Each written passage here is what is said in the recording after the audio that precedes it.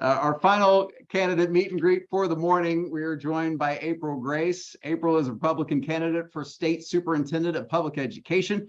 She is an OU grad and a longtime teacher, coach, and superintendent, also school administrator, 30 years in education. She's currently the superintendent of Shawnee Public Schools. April, how are you this morning? I'm great. So happy to be here. Thanks for letting me join. Well, we appreciate you joining us. One of the more highlighted races going on right now. Finish this sentence because we've asked pretty much every candidate this, but you're running for superintendent because? Well, I have a 4-year-old granddaughter, and when I look at her, she's starting pre-K today. I want to ensure that Oklahoma's educational future is even brighter than it has been in the past. And I think we have a lot of work to do with Oklahoma education. So that's a big part of the why for me. Well, let's talk about some of that work. What needs to be done in your estimation to make the state better educationally? Sure, we have a lot of things to address. I think we've got teacher shortage that we've got to get really serious about and diligently work on. And I have a number of ideas around that. We certainly have to get focused on our educational outcomes. We've got to really focus on early literacy and math and writing for our young learners. And then I think we have a lot of work to do at the secondary level with opening up career pathways brighter in our high schools. We got to get those a little bit broader, coming back and bringing in maybe more of those shop classes and some of these things that we used to have in our schools, but also really making sure we have early college, high school opportunities. So students have the opportunity to perhaps leave high school with almost an associate's degree or with an associate's degree. But we certainly also need to look at these career development pathways in each high school. And that means we're going to have to look at modernizing graduation requirements a bit, or at least allowing opportunity for districts to apply to have pathways of innovation or pathway of career development that they can apply for, to sort of give a little more flexibility around graduation requirements. So what I mean there is, so juniors and seniors can have an opportunity for a robust apprenticeship, perhaps in any of our industries. So they might do half their day in an apprenticeship, even if it's HVAC plumbing or some of these things where they're not having to do these seat time requirements that are currently required by law. So there's some work to do around that. Yeah, and let's get to that because obviously our audience here with the state chamber is business people, small businessmen and women across the state, large businessmen and women. And time again, when we do the research, workforce continues to be the #1 concern for these business leaders in the community itself. You touched on some of the things, and Leslie Osborne actually talked a little bit in our previous interview about some of those things that are going on, but what are your solutions to those problems? Yeah, so I do think workforce is the top of everyone's mind. And I think that K-12, especially coming out of high school, we have a great opportunity to help with those workforce pieces. And we have to do, and some of the, Leslie and I have visited before about this, and I always tease her when we're at certain events. She kind of steals my thunder because she's got some of the same ideas when we talk about shop classes and apprenticeships and all these things in schools. So again, going back to opening up those career pathways, working with local businesses in the context of local communities, and ensuring that we have those business partnerships in place. We do internships currently where I am, and it's been very successful for our kids. And I think the businesses also gain from it. But I'd like to see that opened up even wider. And in order to do that, we're going to have to do some work again around seat time requirements, because as I mentioned, I'd like to see them do an internship as a sophomore and get that initial exposure to it. Whereas a junior and senior, there might be an opportunity in a manufacturing industry or any particular industry, aviation, where they would have an opportunity for half their day to be in that business field to get that robust apprenticeship opportunity.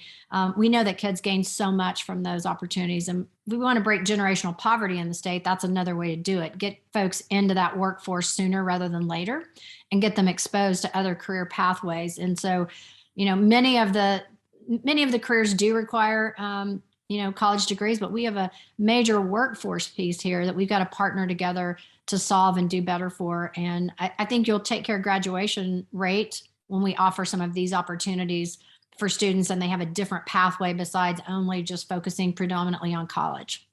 Yeah, she talked extensively about bringing back shop. And I mentioned too, some of the recent articles and publications talking about the drop in overall nationwide college enrollment, because a lot of these students are coming out of college, or coming out of high school rather, seeing that college costs so much, and they're realizing that it doesn't necessarily make financial sense to do them. to do that. So I think that mindset is there, but it's up to us as a state to capitalize on that mindset, right? Truly. And I don't know, to be honest, that we've done enough exposure in our K-12 systems, especially in high school, to the business side of this and the other opportunities that may exist for students besides just college. There's been always this big focus on college, fairs. And really, we've got to get more focused on offering career fairs and bringing in our industry partners and getting them to talk to kids, and that they can see that there are these other pathways for them. And again, I think that helps us break generational poverty, and it's a tremendous lift to economic development in our state, and certainly workforce. We know we're all struggling with workforce needs. Let's talk about innovation right now, because obviously changes with the way teaching happens in the classroom, really highlighted by the pandemic with the virtual learning. If the budget is unlimited, let's not talk about salaries and all that stuff, but if innovation wise, if you have an unlimited budget, what do you want to do with schools in Oklahoma? Sure. Well, I mean, obviously you want to get teacher salaries up so that you can, bring in highly qualified and trained individuals. And I think we've seen some opportunity where we can bring in industry specialists to also help when we talk about some of these really unique pieces. But, personalization of learning, I think, is something that hopefully the pandemic taught us as we infuse technology, more flexibility and opportunity for that personalization of education. And I think that's the direction we have to be moving, especially for secondary students. I think that's a group of individuals that highly want more of these blended opportunities where part of the day they're on campus, part of the day they're in a robust apprenticeship or internship, or maybe they're involved in a highly competitive athletic field and traveling team. And, we have an opportunity for more flexibility and more options for parents. And as a result of that, I think we've got to capitalize on what the pandemic taught us. And we certainly saw that learning can be extended through the use of technology, and we can create more flexible systems. And I think that's absolutely what we have to look at. We have to get past this sort of industrialized model of education. We need to continue to have robust partnerships with our career tech centers who do a phenomenal job in our state. And we've got to make sure that we are part of the solution to moving forward with workforce and economic development. And so, you'd have technology in everyone's hand, you'd have broadband access all across the state, and you would make sure teachers were highly qualified and trained to create more of these flexible, personalized environments for students. And I think educators are ready for that. I think some need training on that, but I think educators are ready for that. And I think a good portion of businesses and families are also ready to see us move education to that next level. You talk about achieving certain milestones and hurdles there. What are some of the metrics that a voter needs to judge your position, a state superintendent, by? What are some of the key points that you can look to say, I'm successful because we achieved that? Well, I mean, again, educational outcomes are big. We've got to get focused on those. That people want to know that when kids are leaving our schools, they have a base level of education. Again, we got to be partners with workforce and economic development, which means we've got to get better at these career pathways. I have interest in a restructure of the State Department into a different service model that I believe helps our rural districts. They need a different service model and assistance from the State Department than perhaps our metro area schools do. So, I think that's part of it. And then being responsible about taxpayer dollars and making sure that we're fiscally responsible with their funds and making sure that those funds get to where they're supposed to get to and used for the educational purposes that taxpayers believe that they need to look at. And really being serious about looking at return of investment and saying, this isn't working, that needs to go. Here's the direction we need to be going in the future. And we need to be focused and intensified about the investments we continue to ask folks to make into education.